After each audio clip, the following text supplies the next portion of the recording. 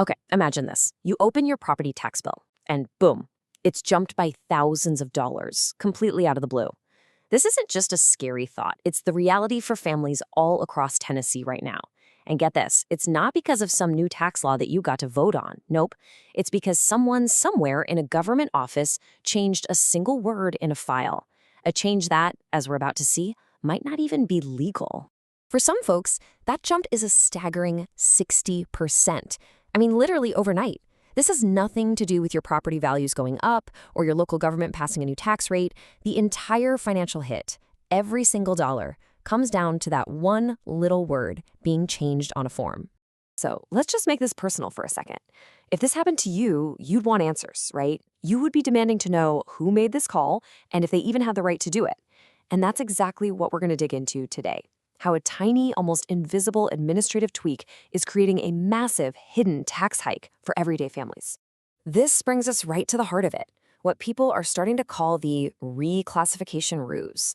And it's a pretty clever name, because it's a slick way for county assessors to crank up tax revenue without ever having to stand up in a public hearing or answer to voters. So what is this reclassification thing anyway? Well, in the simplest terms, it's when a government official just decides to change your property's label. Here in Tennessee, the two big labels that matter are residential and commercial. And as you're about to see, the difference between those two words is huge. Yeah, here's where it really hits the wallet.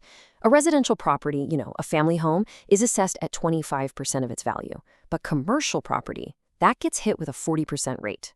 So just by flipping a single-family rental home from residential to commercial, an assessor instantly triggers a 60% tax increase. The house didn't change, a family still lives there, but its tax bill just went through the roof.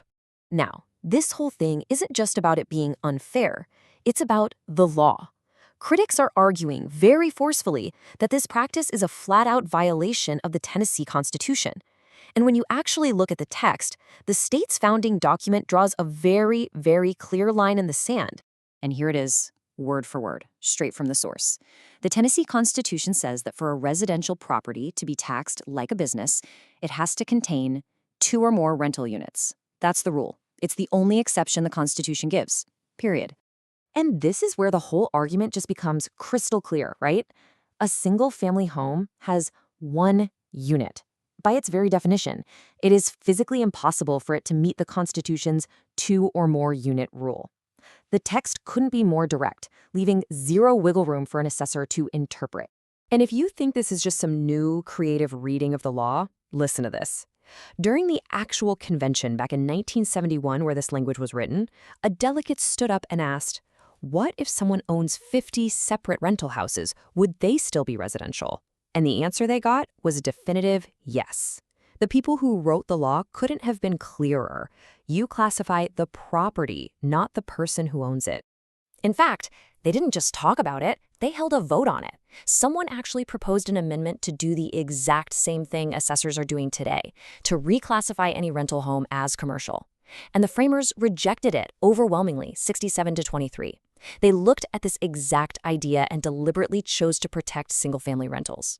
And as if the Constitution and the framers' own words weren't enough, the Tennessee Supreme Court has already settled this. They ruled that what matters is the property's actual use. So if a family is living in a house, it's being used residentially. It's that simple. Who owns it or what their business model is has absolutely nothing to do with it. Okay, so if the law is this clear, why on earth is this still happening? Well, to get that answer, we have to do what you always do in these situations. You follow the money. We need to look at the powerful lobbyists and the government officials who are benefiting from this system and are fighting tooth and nail to keep it. Just recently, a lawmaker actually tried to fix this mess. House Bill 1670 was a simple, straightforward bill meant to force assessors to just follow the Constitution. But guess what?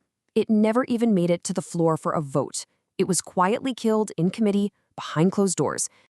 So who has that kind of power? The power to kill a bill that simply says, follow the law? And why would they want to? The answer pulls back the curtain on a powerful network that is dead set on protecting this hidden river of cash. So who were the main opponents? Well, you've got a powerful lobby for the assessors themselves. And this is the shocking part, the Tennessee Comptroller's Office. And their motive was brutally simple: money. This ruse creates a massive windfall of cash for local governments. It's a backdoor tax hike that never has to face a public vote or any real accountability. They killed the bill to protect a loophole that lets them raise taxes without ever having to answer to you, the voter. Look, it can definitely feel like a rigged system, but you are not powerless here. So now we get to the most important part of all of this, what you can actually do to fight back and protect yourself from this unconstitutional practice. All right, step 1, check your classification. It's easy. Just go to your county assessor's website, look up your property, and see how it's listed. Step 2, if it's wrong, file a formal appeal and use the law, cite Article 2, Section 28 of the Tennessee Constitution, and make them defend their decision in writing. And step 3, this is the big one, apply political pressure.